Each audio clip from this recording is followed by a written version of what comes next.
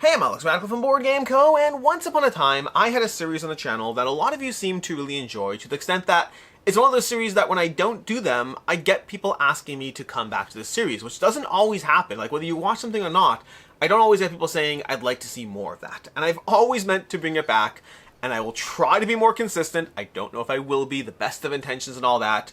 But basically, this is the return of the random question series with you. Effectively, what I used to do is once a month I did it for like a year, I don't know, something like a year, but once a month I would put out a series of questions that I asked you the questions. I would film a video of myself going over the questions, then I'd put a link down below where you could fill out the responses and, engage with it, and then when I did the next one, I would both have the new questions as well as going over the responses from the last video. It's been a year since the last video. I've never did the going over the responses from the last video, so I'm going to do that. The last one, it was actually one of the best, in my opinion. It was one of the most interesting set of questions because it was effectively about what pulls you into a crowdfunding campaign. What things do you want to see on a crowdfunding campaign? And this video is going to be divided up into two parts, as they always are. Although I think I'm switching the order that I usually do. The first part, the first few minutes of this video, is going to be me going over the new questions that I would love for you to go ahead and fill out the answers. You don't need to submit an email, you don't need to worry about any of that. You just need to go ahead and just use the link in the description down below, click on the form, it's a Google form, and just fill out your own answers to be a part of this, what I think is an interesting conversation. The second part is going to be me going over the answers from last time to share with you what the general hobby, not hobby, that's way too grand, the general channel poll or channel sample size of people who like to answer polls on my channel like to think about those answers. With that, we're going to go ahead and dive into it, although I will note, this channel is sponsored by Allplay. Allplay does a bunch of fantastic things, from board game bags to the shelves behind you, to tables, to board games. What I'm curious about is, I think my next one of these, I might do about Allplay. I have no ideas as to what I'm going to do yet. I have no ideas. But if there's anything you want to do, that could be a fun one to do. Whether it's ranking your favorite Allplay games, whether it's things you do or don't. I have to figure out. I may or may not do this. The question is, I don't want to do a video that just comes across as like, hey, sponsored content for Allplay. Yes, the channel is sponsored by Allplay, but I don't want to do a video that doesn't add value to you. So if I can figure out an interesting questionnaire, a poll, that might be interesting, I might do it. I might not. We shall see. Anyways, let's go ahead and dive into it, starting off with the questions from this series, meaning the questions I want you to answer ideally. This is one of those few times that I say, share the video with people you know, ask them to respond. Like, don't go crazy, don't like burn your friendships and bridges, but like, this is one of those few things, like, I really want to get as many voices as possible when I answer these questions, because I'm curious what the general hobby thinks, not just my audience. With that said, let's go ahead and go through this. This is about the state of the hobby. I recently did a video talking about the state of the hobby. I titled it, well, it depends. The thumbnail said, is the hobby dying? And the title was, is the golden age of crowdfunding, of board gaming over? But it basically is a conversation around the state of the hobby, and that was kind of the impetus for me to be like, you know what do you all think? Let's go ahead and ask these questions. I will say, as always, this is not the most scientific way to do things. I'm always interested in your feedback of how to better phrase questions to not, let's say, lead the viewer, or better format or structure. But this isn't scientific. I do the best I can, and it's fine. It's just for good fun. Question number 1. Do you feel the hobby has started to decline? Yes, no, or unsure. By the way, I don't give my answers in this segment. I give my answers when I review it with you, giving the overall answers as well as my own. If you had to pick any year that was the best year in board games, which year would you pick? Please give a specific year, not a range. Feel free to skip this one if you don't have an answer, but whatever number you want to pick, I'm going to do an old year just so it doesn't like lead the viewer. You can pick 1881. It's a random year. But like whatever year you think was the best year in board games, for any reason, you do not need to justify this at all. I'm just curious what your perception of the best year in board games was for you. How many of your top 10 games were released in 2021 to 2025? The next series of questions attempts to group your favorite games within certain buckets of years. There's certain bias in terms of how I structured it, I'll tell you that soon, but the main thing I'm looking for, and also I recognize not everyone has a top 10 list. That's totally fine. You can do your favorite games that you can think of. You can make it up on the spot. You could choose not to answer this question. If you have an actual top 10, amazing. If you don't, just mentally think of your favorite 10 games and put them in here, or whatever you want. It's not incredibly scientific. Do what you want here. But how many of your top 10 games of all time were released in 2021 to 2025? How many of your top 10 games of all time were released in 2016 to 2020? I'm doing 5-year buckets here. 2011 to 2015, and then I did 2010 or earlier. This is where my own bias does come into play. I do view it, like, because I can do 5-year buckets all the way down to 1990 or 1880 or whatever it is. I can do anything. But I kind of perceptually have the feeling that the hobby really started to explode in size around the 2010s or so. So I have that own bias, so I put that into play.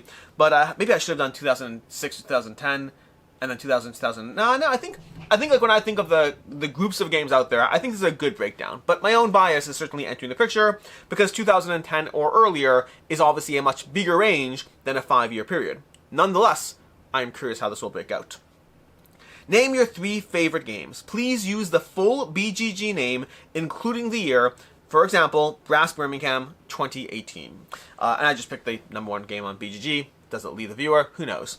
Anyways, name your 3 favorite games. So what I'm looking to do is copy and paste from BGG with the name included, because I'll do some data analysis on my end when I go through this. I don't want to have to look up games manually. I don't want someone to write Brass, someone wrote Birmingham, someone wrote Brass Birmingham, someone wrote it with apostrophe. The easiest way for me to extrapolate this data is for you to have a copy and paste from BGG. So think of your 3 favorite games. If you have an actual list, amazing. If you want to make it up on the spot in your head, amazing. Does it have to match the games you just put in your top 10 a minute ago? Not really. This is just, you do you. But I'm looking for your 3 favorite games, and if you could put them into this answer.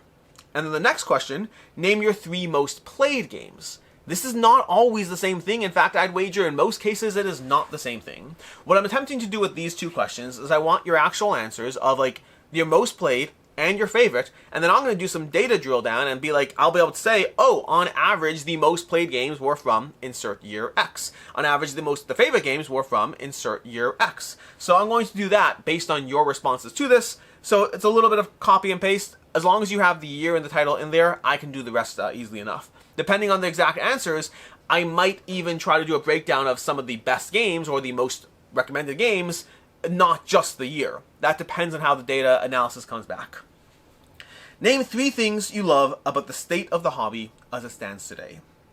Name 3 things you dislike about the state of the hobby as it stands today.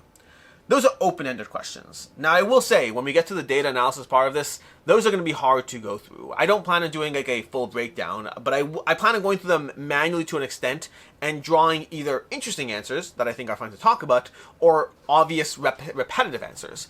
Again, it's a little harder to drill this down because someone might say, like, calling back to my video, I said, like, innovation. Someone might say innovation, someone else might say lack of innovation, and someone might misspell innovation. It's very hard to get these kind of answers in a clear data aggregate, but the good news is usually several hundred of you answer this, not several thousand or tens of thousands. Those would be very, very hard to do anything with, but going through it from several hundred answers, I can kind of go through it and pull out the most common answers as well as the answers that I think are most interesting and worth discussing. So I think these are all the questions. That's the last question. That's everything we have over there. I will go through this myself. I'll answer it myself. I'm curious what your answers are. When I come back to this video in hopefully a month, if this becomes a monthly series, who knows, then we'll go through all your answers and we'll see. But those are the questions. Which brings us to the last video. The last video was about about crowdfunding. It was about, I can't remember what the title was. It was copy of more random questions. No, whatever. It was title. It was about ignoring whatever. It was effectively about what things pull you into a crowdfunding campaign. 237 of you answered this. Let's go ahead and go through it. On a scale of 1 to 5, how much do you care about whether the campaign is giving you the best price for the game? 4. The most common answer was 4, with 40% saying it's a 4 out of 5. It's very important. I'll say the most important. That was the first one. It's a pretty clear breakdown as far as the numbers graph. Very few said not important at all. There was definitely degrees of importance, with 4 being the most common answers. On a scale of 1 to 5, how much do you care about whether the campaign offers content not easily available in the future? A very similar breakdown. What I found most interesting is the amount of people who put this as a 1 have this as a higher number than price, than like the best value, the best price of the game. So, and that just goes to my own bias as far as what I do, because for me, the campaign is giving you the best price of the game, I'd probably put that as a 4. I'd also probably put the next one as a 4 as well. Like, those are both reasons why I back on crowdfunding as opposed to waiting for retail. When you back on crowdfunding, you're making a bunch of risky decisions as far as, will the price stay the same? Will the shipping stay the same? Will you even get it at all? There has to be an incentive, and these are often incentives for me. On a scale of 1 to 5, how much do you care about whether the campaign delivers on time? You guys apparently align with myself to some degree so far, because this one, the scale trends the different direction. Most of you don't care nearly as much. Some of you definitely do, but I'd put myself in a 1 on this one. Like, I guess maybe a 2 to allow for the fact that 3 years is too much, but like, on time, no, not at all. Like, if I had phrased this as like, you know, how much do you care that it shows up within 3 years, then I'd put it a little higher. But on time is a 1. You want to show up 3 months late, 4 months late, granted you may have interpreted it how you wanted there, but yeah, you definitely match with me to a degree. On a scale of 1 to 5, how much do you care about whether you're getting the game ahead of non-backers? This was a very, whoa, my pop-up there. This is a very even split across the board. It's like almost to the point that it looks like an even split. It's like 46, 45, 47, 48, and 50. That's like a clear breakdown of all of you. As far as me, I would put down 1. I don't care. Again, with the caveat that, like, if I'm getting it a year later, it's a different conversation. If I'm getting it 3 months later, I don't care. I backed it for other reasons. On a scale of 1 to 5, how much do you care about supporting the creator? The idea that backing the game gives the creator a bigger portion versus buying the game at retail. Interesting split here. A lot of you care about this more than I personally do, or more than I would have thought enough of you do. Make no mistake, I like the idea of supporting the creator, but I've always said, the way I've always put it is, I've always said, I would put this as a 1 for myself, which seems callous and cruel, but I want to explain further. And to me, it's a logical thing. I am all for supporting creators in different ways. To me, if I'm willing to, I guess maybe I wouldn't put it as a 1. Maybe I'd put it higher. I guess here's my logic. Something I've always said is, people say things like, oh, I want to support a creator. But very few people send the creator $5. Like, just send the creator $5. Or buy the game at a cheaper price down the road and send the creator. Like, if you can get the game on crowdfunding for $60, or you can get a bargain discount bin for $20, how many people are buying the game for $20 when it's super on sale and cheap, and then just Venmoing the creator $10-15? Obviously, it's not super realistic. It's not super easy to do. But, like, I think people use that as a mental justification to spend more than they otherwise would. That's what I think is. So do I like the idea that the creator supported? Yes. If the price is the same, will I obviously choose, well, not obviously, I say obviously, but to me, if the price is the same, will I choose to back it in a way that gives the creator more money? Absolutely. But I haven't generally cared significantly. Like, I'm not willing to sacrifice to give the creator more money, if that makes sense. I'll do it if it helps them. But I will. If there's multiple options that don't hurt me, I will choose the option that helps the creator. Like, random fact for you, when I Google things online, if there's an ad, let's say I Google, let's say a campaign. What's a campaign? I don't know. What's a game over here? Endeavor Deep Sea, okay? If I was Googling Endeavor Deep Sea while the crowdfunding campaign was live and I saw a sponsored link, I am someone that scrolls to the next link that's not sponsored and I click on that so that they don't have to pay ad revenue to whoever the sponsored link is from. I don't want Google making money off them, or even an ad revenue agency. I want the creator to get as much money as possible. Meaning I am kind in that kind of sense. If it costs me nothing, I will choose the option that helps the creator. But, like, I do think that a lot of people kind of justify the purchase of something with, like, oh, it helps the creator, when they wouldn't do other things that aren't the same. They wouldn't send the creator money or donate to the creator. They'll just buy the thing they want and say it helps the creator. That's always been my hypothesis, but again, across the board, it is, sorry, this is not the cross-board one. This is like a lot of people put it as 4 as the most common answer, which I thought was very interesting. On a scale of 1 to 5, how much do you care about being along for the crowdfunding journey, updates, making your voice heard, polls, etc.? Again, pretty even across the board. Very few people put it as a 5, but outside of that, it's an even answers across the board. For me, I'd put it as a 2, maybe a 3. Like, I think it's fun. Like, the updates are fun, the journey's fun, the polls are nice, I guess. I'd probably put it as a 3 for me, personally. On a scale of 1 to 5, how important is stretch pay to you in your decision to back a game? A lot of you put 1 for this, which I find fascinating. Like, so many people did not care at all, which I'm that way. I'd put 1 because I either back the game fully or I don't back it at all. I don't do stretch pay. But the amount of feedback I've seen from people who do seem to care about stretch pay has me very interested. Like, very interested. Is my audience different than your average backer audience? Are the people who are backing things with stretch pay not watching my videos? Like, what is... I was fascinated by that breakdown because this was, like, again, all the data I've seen, all the not data, all the sampling, I don't know what you want to call it, the... What's the word for it? When you have not actual data, I can't remember. I'm blanking on the term. You all know the term. There's a term when you just have your own bias. It's like individualized data, but it's not actual data. Whatever it is. All the things I've seen a lot of people who want stretch pay and care about stretch pay. Most of you don't care about stretch pay. Kudos to you for that. I'm with you on that one. I mean, as a thing, as a concept, it's nice. I'm not using it. On a scale of 1 to 5, how important is stable pledge to your decision to back a game? This is fascinating to me. More of you care about stable pledge than I would have thought. Now, disclaimer, I work for GameFound. I'm CMO of GameFound, so I shouldn't necessarily say this next thing. I've never loved stable pledge. I like stable pledge as a concept. I've never been fully influenced by it myself because stable pledge does serve a very nice benefit in the sense that if a creator would want to raise the price, they kind of guarantee they wouldn't. It's a very nice benefit. I think it's nice. But what stable pledge is not good for is if the creator is going to go under because their finances are too hard, it doesn't help a creator in that situation. In fact, in a weird way, it can put a creator in a worse situation where you're like, the only way I can survive and deliver this game is if I ask backers for more money. But if I do that, that violates stable pledge, which I agree not to do. So I'll just go under instead. Now, I have no situations or cases of that happening, but I think stable pledge is a nice thing that helps a lot of situations, but if a situation is so extreme that money is genuinely needed, it can actually hurt backers and the creator alike. Not that asking for more money is ideal, but going under is less ideal. On a scale of 1 to 5, how important is having content creators you know cover the game?